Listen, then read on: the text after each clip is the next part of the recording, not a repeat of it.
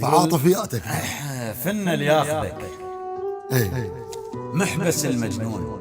الله، شلون فن اللي ياخذك؟ فن اللي ياخذك محبس المجنون، لا ينطي ولا يعرف يبيع، الله ولا عنده عرف مثل اللي يخونون، كتله ولا تباوع الاصابع. الله الله فن اللي ياخذك الله محبس المجنون، لا ينطي ولا يعرف يبيع، روحه بجفه من كثر اللي يبوقون، كتله ولا تباوع الاصابع. الله. وذاك الصدر هم عيد انت كاتبه مرتي. ايه فن اللي ياخذك محبس المجنون، لا ينطي ولا يعرف يبيع، ولا عنده عرف مثل اللي يخونون، كتله ولا تباوع الاصابع.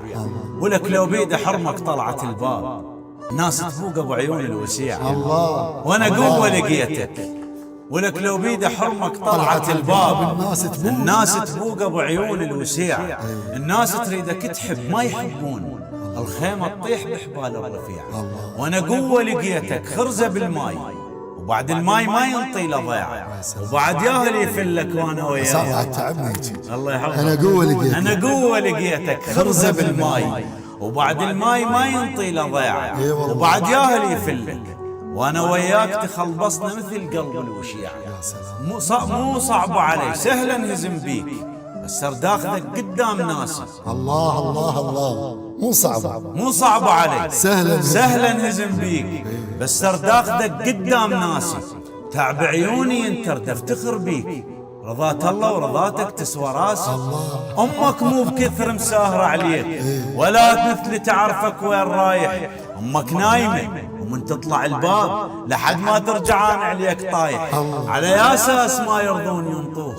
شنو يعني ابتلينا شخور ربوك؟ ايش مدري هم هلك عرفوا يخلفون حلو، وما عرفوا بزغرك يضمون. ما يرضون احبك، ما يرضون كاش يدرون من يومية من يمي يطلعوك.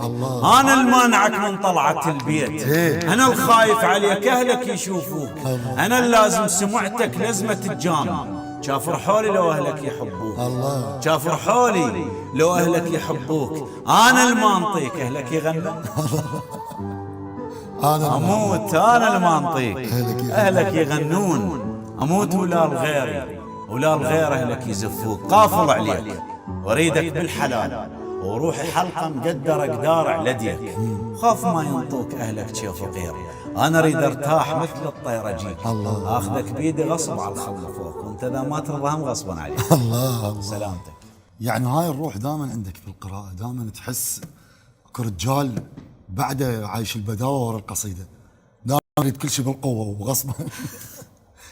قصيدة ممتعة جدا، استمتعت. الله يحفظك. الله يسلمك. والحلو بيك حسام دائما تتناول موضوع، وإن كان مواضيع الزواج اليوم متداولة بصراحة بين الشعراء. أكيد صحيح. تحس دائما اكو حس شعري عندك داخل.